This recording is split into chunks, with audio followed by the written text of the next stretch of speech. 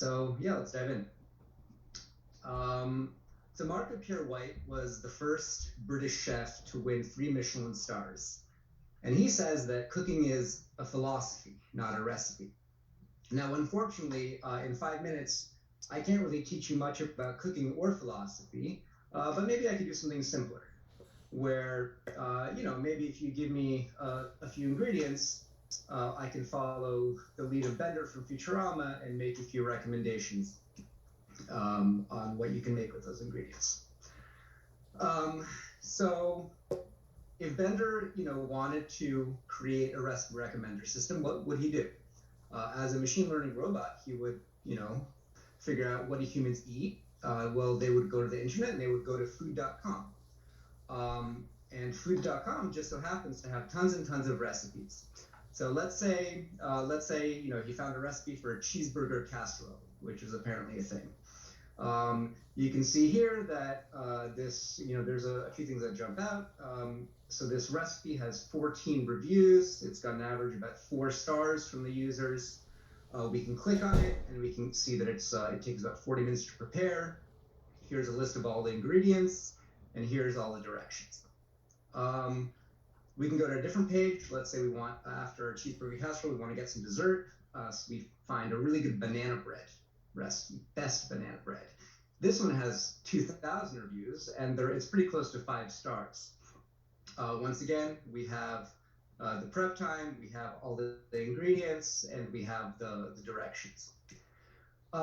So, if you want to build a database of recipes, you can go to all the pages on food.com and scrape a lot of recipes, which is basically what I did. So I scraped 17,000 different web pages. Don't ask me about the scraping. And for each recipe, I basically got 6 units of information. The title, obviously, the list of ingredients and the servings.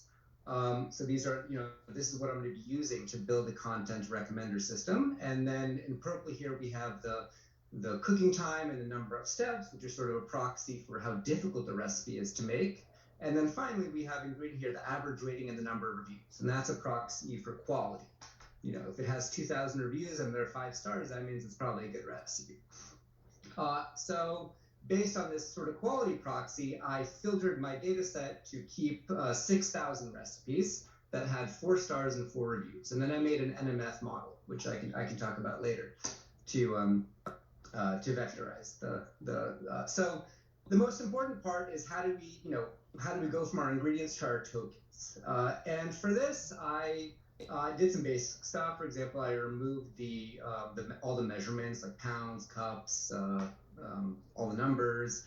I also turned the nouns into singular forms. So if we have a recipe with cranberries and a recipe with cranberry, they both lead to the same token.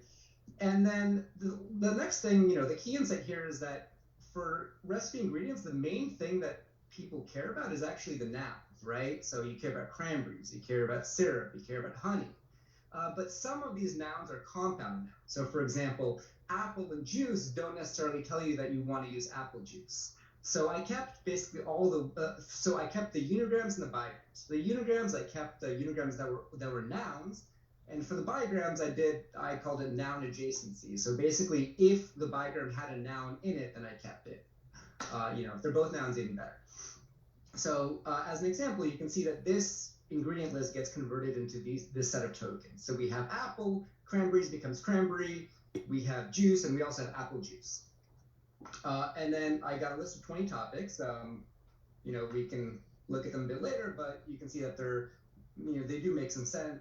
We have a chicken topic, here we have a milk topic. I think I had like a chili topic somewhere. This is just kind of a delicious topic, a lot of dessert stuff. And then the idea is that the user can put in some ingredients. So for example, here's broccoli, cheddar cheese, butter, breadcrumbs, and then it spits out these 5 recipes. And what I like about this recommender is that you'll notice that not all of these, for example, have broccoli in it. So it's not just a keyword search.